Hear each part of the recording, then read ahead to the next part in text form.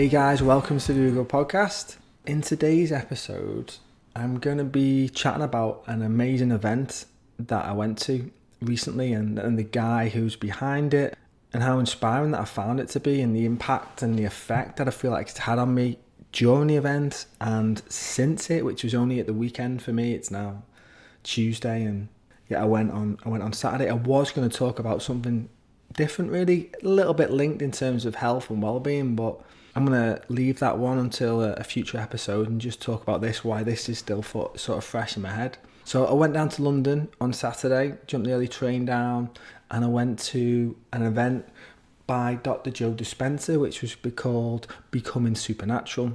Some of you may have heard of him before. He is a lecturer, a researcher, an author, and an educator, and is very much driven by the conviction that each of us has the potential for greatness and unlimited abilities. And I just feel like his message and what I got out of it could potentially resonate with some people who are listening to this, because, a big thing for me in this podcast is to empower people, is to help people almost get over themselves in some ways, to be able to put away, drop behind, let go of that baggage that we've been holding on to for lifetimes. It feels like at times, doesn't it? And the things that I feel have been holding us back, and finding out that there's more to us, way more to us, and Joe has educated thousands of people, helping them to sort of rewire the brain, and he details how we can rewire the brain and recondition our bodies to make lasting change. And he was saying that, it's scientifically proven now that the body can heal by thought alone. Now, some people might, be maybe skeptical of that idea that we can actually heal our bodies through thought alone. But then I think we can all recognize that stress can be really detrimental to our health. And what is stress? Stress is, negative emotions, repetitive negative patterns, things that is a stress on the body which can cause illness. So it seems very likely that actually positive thoughts can help to heal the body. And the reason why the Joe's story sort of resonated with me is because he's living proof of something like this. When he was 23, he was competing in a triathlon.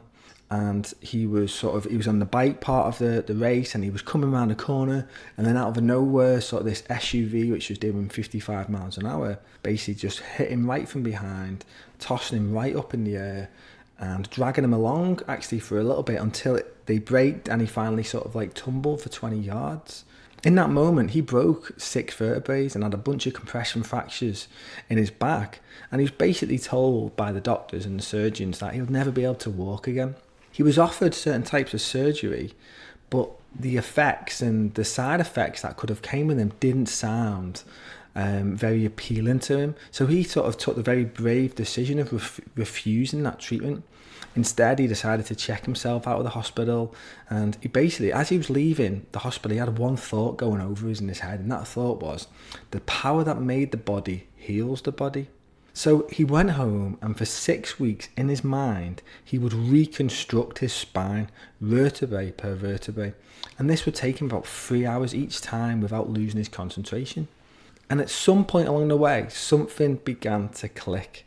His motor function started to come back, and his body began to change dramatically, all through him taking this time to use the power of his mind to rebuild his back. Now, and he was back on his feet after 10 weeks since the accident, and then he was back training again after 12 weeks. And since that day, he's basically committed to spending the rest of his life studying the mind-body connection and mind over matter. We've all heard that term, whether you believe it or not, mind over matter. And I think it does go in on a deep level for us. The best, maybe it's just some of our unconscious beliefs kind of dispel it at times. And I first heard about him actually, I think it was last year when I watched a documentary called Heal. And this documentary is again showing us that the human body can heal itself, that we're not conditioned by our past, but actually through this new understanding and these new experiences that we can actually have spontaneous healing. Some of this stuff that I'm going to talk about in today, it might sound like it's something out of the Bible. It might sound like it's some of the stories about Jesus healing people and some of, alchemy and all this, yet I believe because of now how we're moving in a certain way with science, and we're starting to really tap into some incredible information to see what all the mystics have been saying, and over the years, that the mind, the world, the body, everything around us is way more amazing than we've been led to believe through society, through our conditioning. And in fact, we're way more powerful than we could ever imagine, really. And that sounds like quite a statement to say ever imagine, but I fully believe that, and I do believe that we're the ones in control of our lives. We're the ones that shape our reality. We're the ones that are in control. Of course, we're doing things collectively, but we are. And I think if we can change that mindset from sometimes playing like the victim role, which we all have, we can all blame others for our situations. We can all say, well, this happened because of they did this to me, or the weather's shit today and I'm not going to feel in a good mood. When it's down to us how we choose to react to that. And when we can bring ourselves into a place of like our power and recognize that we're the ones that are shaping our reality, shaping our lives, there's nothing more empowering to realize that we're not, it's not circumstances in our life that matter. It's how we are inside and how we project that out to the world, that we can then have a phenomenal life. We really can. I'm sure there's going to be challenges no matter what, and how sort of far you on your spiritual path, self-development path, how good you feel in yourself. There's always going to be challenges. We're always going to lose loved ones. There's going to be tragic things that are going to happen in all our lives. Yeah, it maybe doesn't have to affect us as much as we thought it did. Well, anyway, so I went down to London. I went down to see this event, to see Joe, and I wasn't sure where it was going to be and what the event was like. And it was quite exciting for me because normally I'll go to events or I'll go on retreats or whatever, and I'll go with my wife, Ruth, or I'll go along with some friends. But this one I just went down on my own, and it felt great because I think sometimes when you go to something with other people, you at times maybe aren't pushed or to make an effort to meet new people as much because you're with your little, you live your little crew. So it was nice for me to go down there, straight down to Euston. Thankfully, it was like 2 minutes walk across the road to a lovely space, absolutely incredible space, about 1,000 people, and went in, found a space, made some new buddies who were just, I felt really aligned with. One of them, it was really funny. One of them, James, next to me, he had been practicing transcendental meditation for 7 years, exactly the same time that I had. There was a lady to my left who was following a certain health protocol or was interested in that I was kind of doing at this time.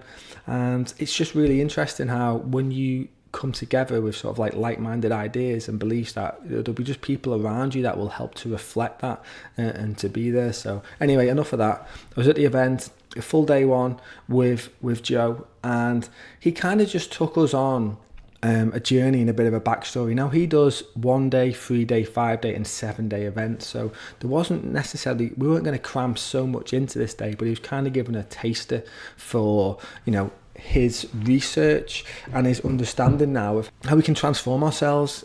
And this is why it's really important for us to come more sort of for us to break free of our emotions and to break free of our past and to potentially change our body to become greater versions of ourselves. We need to realize that everything from our past has been etched into our brains.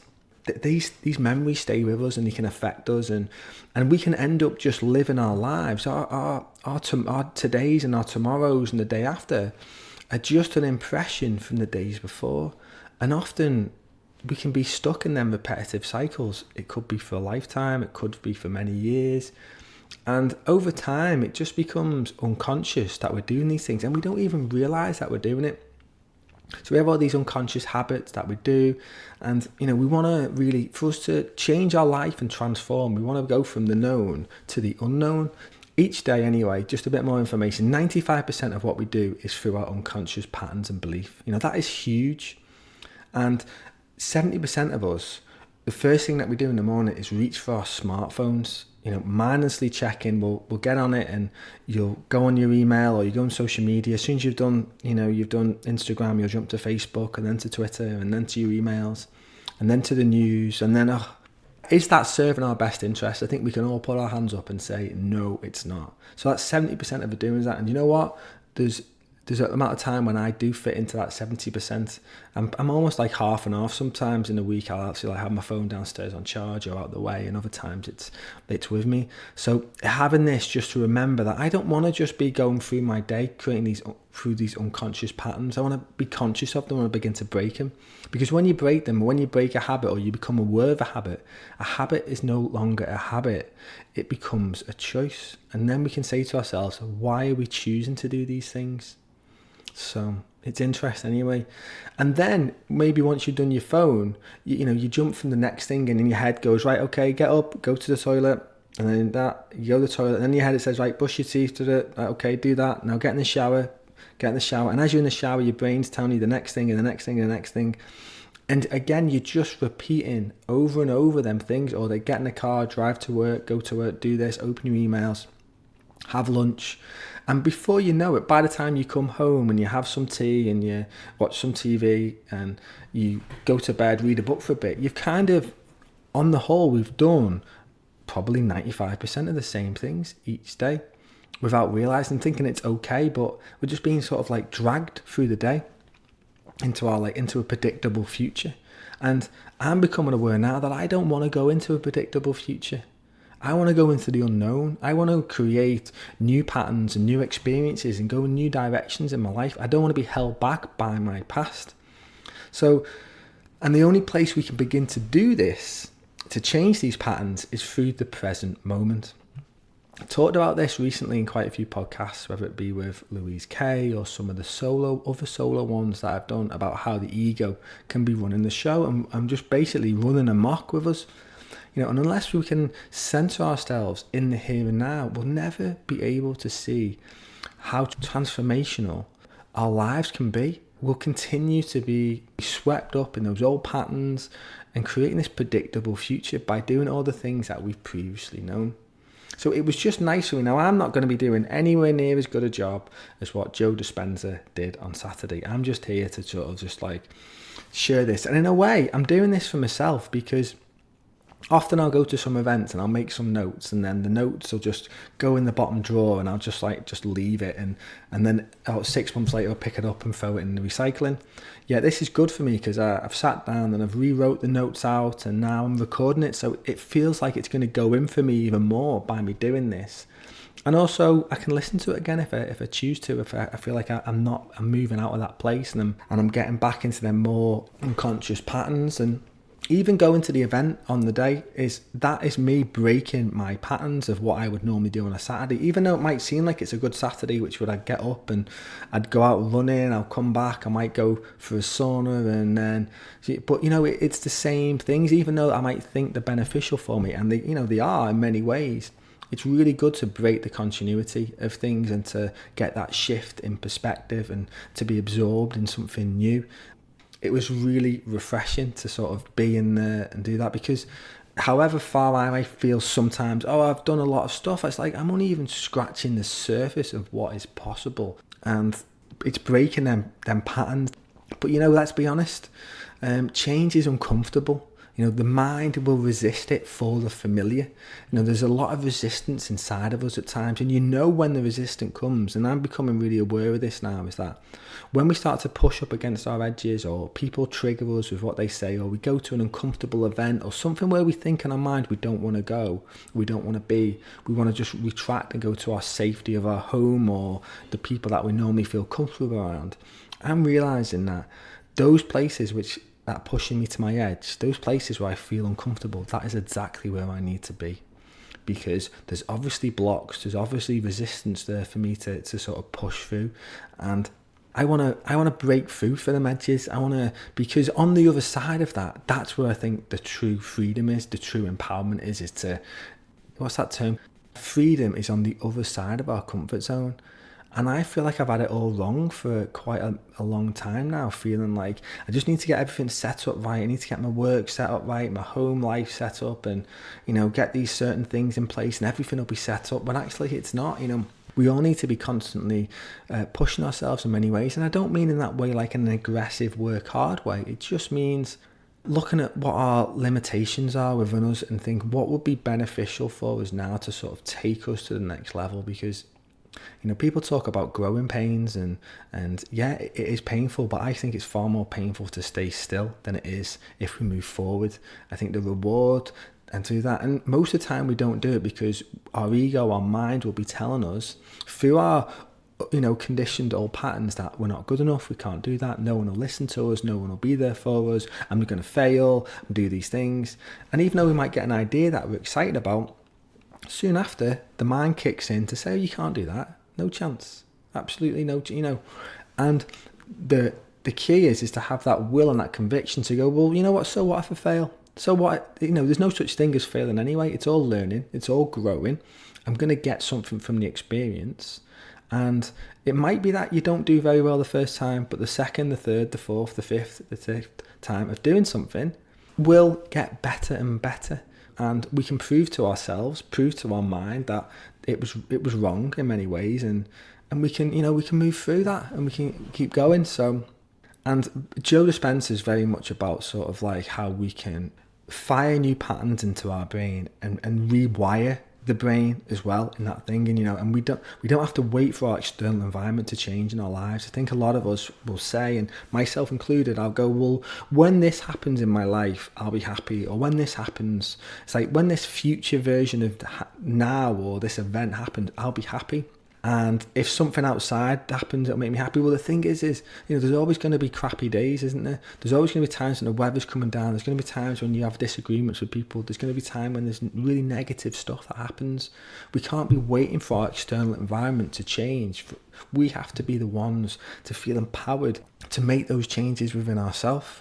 And I have been seeking quite a lot over the past few years and setting some key intentions. And I wouldn't say it's fallen into place, because I'd just say it's becoming a bit clearer for me now on how I have to go about allowing them things to come into my life, whether it's, better health, improving on relationships, career, other areas of my life that I'm actively pursuing. But I think often at times we are actively pursuing in the wrong way. We're doing it from too much in the mind, too much thinking we need to change the material world, when actually we have to transform our inner selves.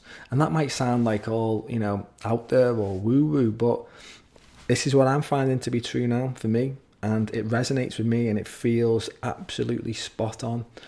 How is this going to happen? Because if we're trapped in our minds thinking about past events and things to do in the future, we are basically experiencing the known. It is in the unknown, in this present moment, that we can actually break free of those patterns and receive the healing and the wisdom and to create the life that we wish.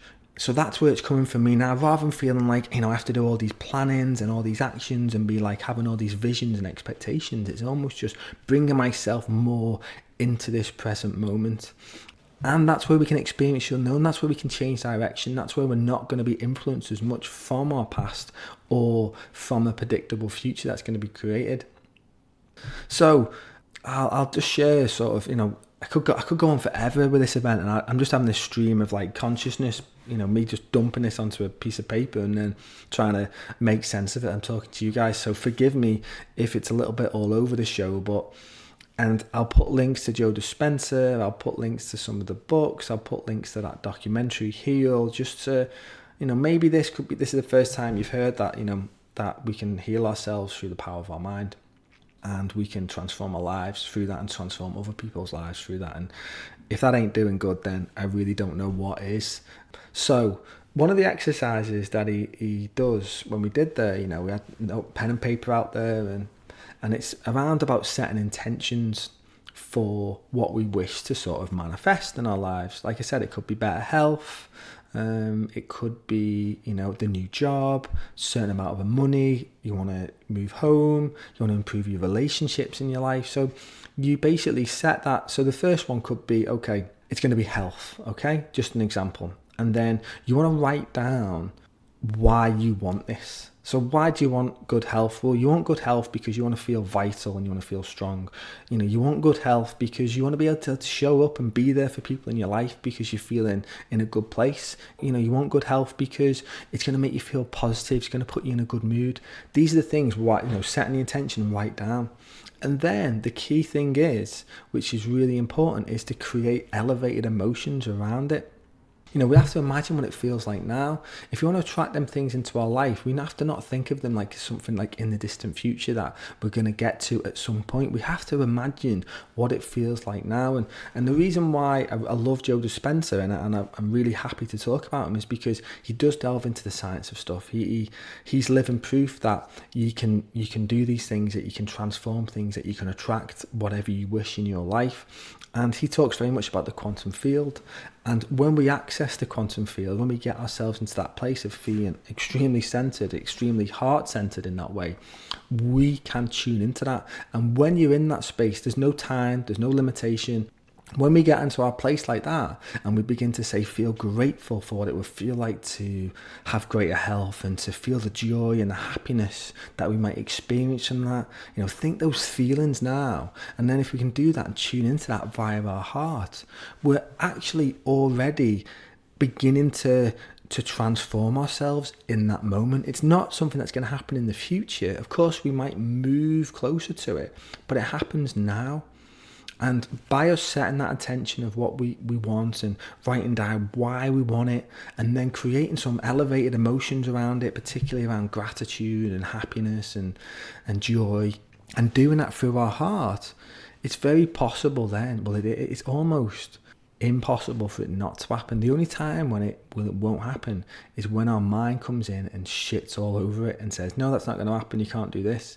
But once we do this as an exercise and we repeat it, then we get ourselves into that state, into that higher state of feeling that, then it's possible. It really is possible. And just to sort of touch on some of the stuff that's interesting, because he shares some people who have gone to his events, thousands of people, and they're having incredible results in terms of healing people. A lot of people get drawn to him who are maybe in poor health at times, or even in wheelchairs, or they're blind, or they've got they're almost at the end of the tether. They've got stage 4 cancer. They go along to these events, and in some ways he is like a modern day Jesus Christ, but he's not doing the healing. He's just showing us that within each and one of us we have the power to heal ourselves. I really, really believe that.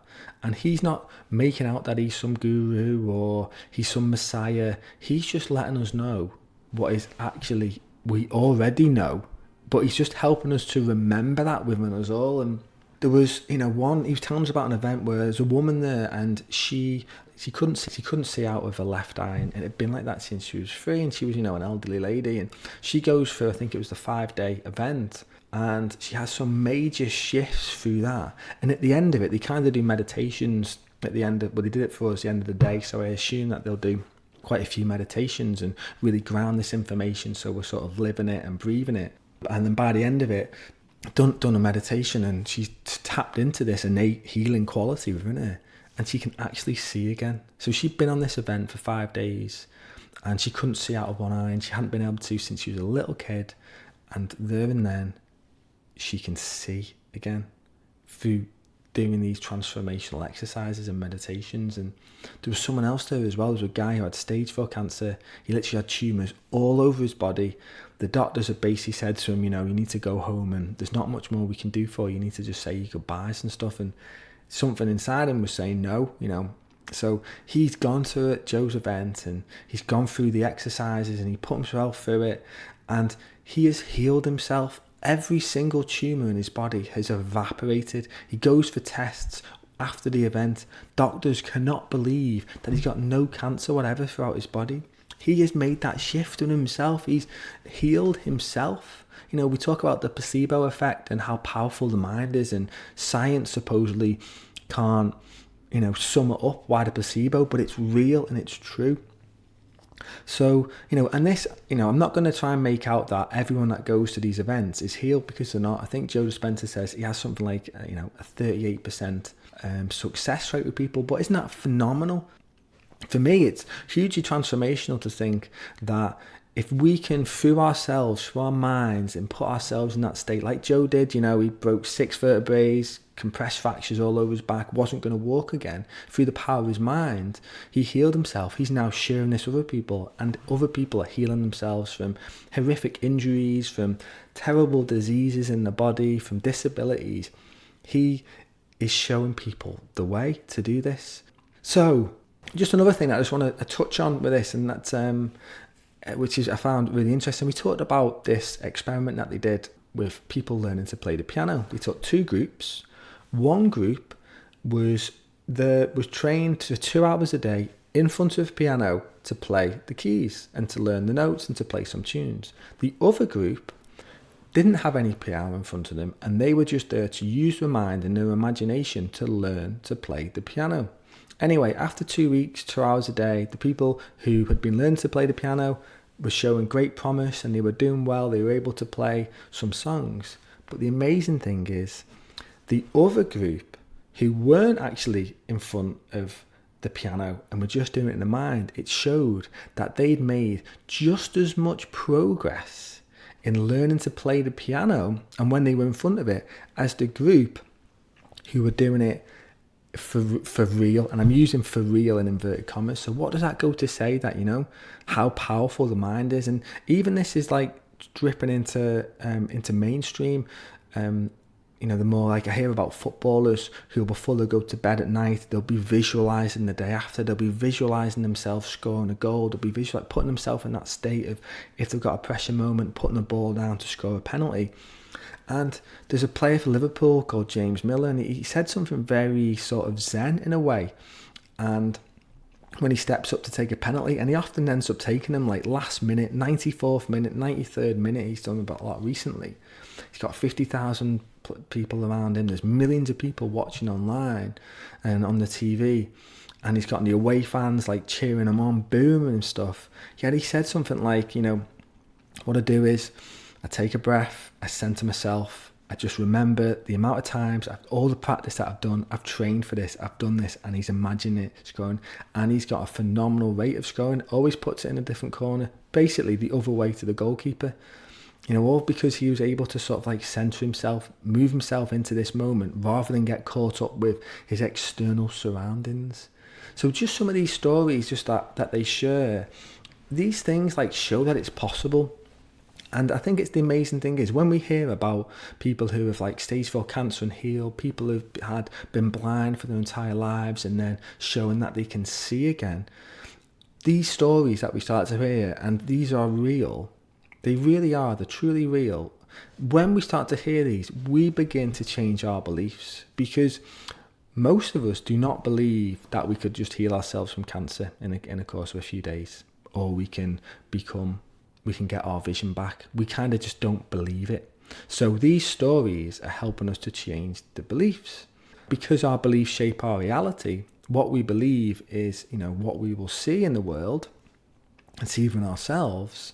So this is a really transformational time that we're living in. We're believing that, or beginning to see, or have been seeing now for decades, that there's other possibilities, there's other stuff. I've talked in other podcasts about my belief about reincarnation and through me having regressions and me tapping into different lifetimes, and even hearing about future lifetimes that I'm going to have, and that I believe that we have a soul that exists beyond this space and time. So because I believe them things, this stuff kind of just goes well with it all, because if I believe that, whether Joe Dispenza will talk about the quantum field or pure consciousness or higher dimensions or going back to spirit, I believe in this stuff, then the power of it, because if this all is just a dream that we're living in anyway now, and it is just a game, and we're kind of the leading men and women of our lives, and we will at some point go back to spirit once we depart this life, then why the hell wouldn't this stuff be believable? For me, it's like, of course it's bloody believable.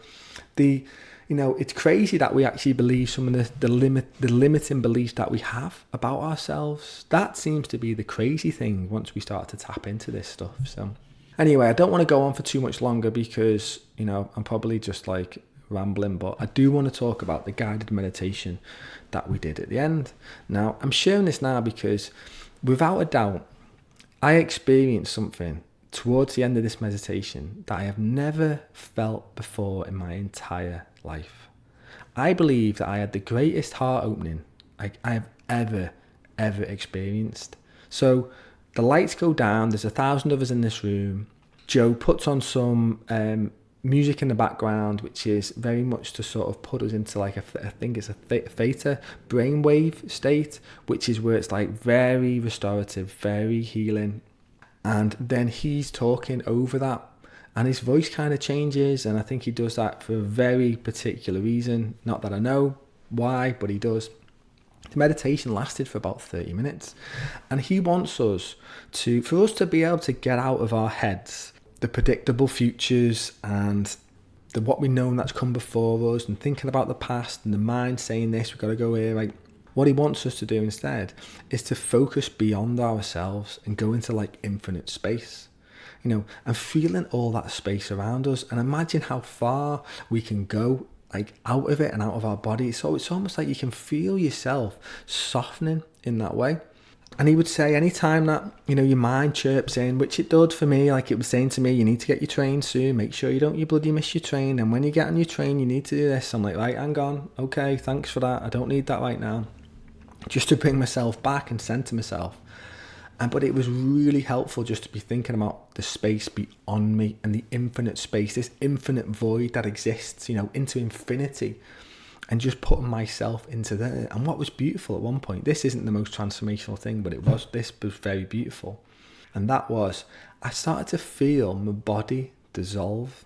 The feeling of feeling like everything's so like solid and all of that. Instead, I just felt as if it was just literally dissolving, and I was dissolving into space. So things just softened for me. And then after a while, once we've been focusing on the space outside of us, he wants us to focus on our heart center, feel the beat in our heart, focus on that place, on that thing, because that's where we believe, that's where the true healing comes from, through our hearts, not through our heads, that powerful center that we've got. But this is what really clicked for me, because he would be saying to us, it might feel uncomfortable at times. And this is where I touched on before about us going to our edges and often resisting our edges, resisting what's uncomfortable to us because we want to go back to the familiar, go back to the known.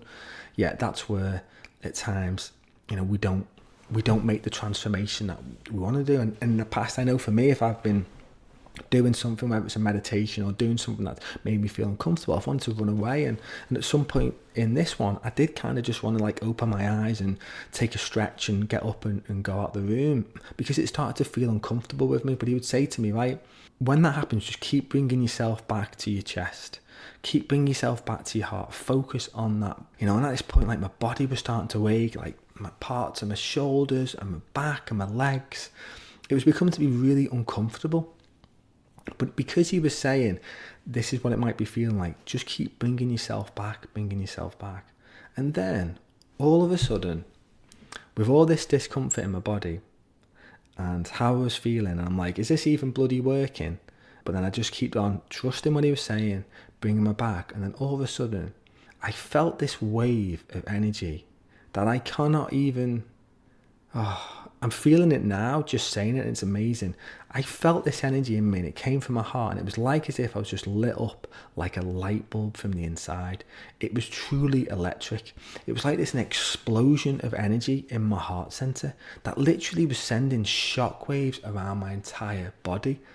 All that discomfort that I was feeling, all that irritability and that pain, it was now replaced with what I can only describe literally as pure love. Like absolute pure love. And that emotion was so strong in me, and I've never felt that power, that really was phenomenal power before. Literally in that moment, like tears started streaming down my face. And in the past, we might have tears of sadness, we might have tears of pain. This was absolute tears of joy. I couldn't believe what I was releasing, couldn't believe what I was feeling. And it was kind of feeling like I was finally beginning to surrender and just allow things to be open for me. And I came out of that space, and that was kind of the end of the workshop, and I was in such awe and wonder for what had just happened. It was one of the greatest experiences of my life to go to that event. I booked it 6 months ago, and I booked the train tickets in advance. So it was like me just getting up on Saturday morning and going to this without realising the hugely transformational effects it would have for me. And there's a part of me saying, oh, right, I need to get into the next one and do this. But I'm just going to sit with this for a while and just be like, wow, and keep absorbing this. And it's interesting. I had a similar feeling again this morning at the end of my meditation. It wasn't as intense, but it was just that rush of energy. And wow, I'm telling you, when we were in there as well, like I remember I opened my eyes at the end of the meditation and there was people around who must have felt the same thing, and I could see them as well. They were very emotional. They were like,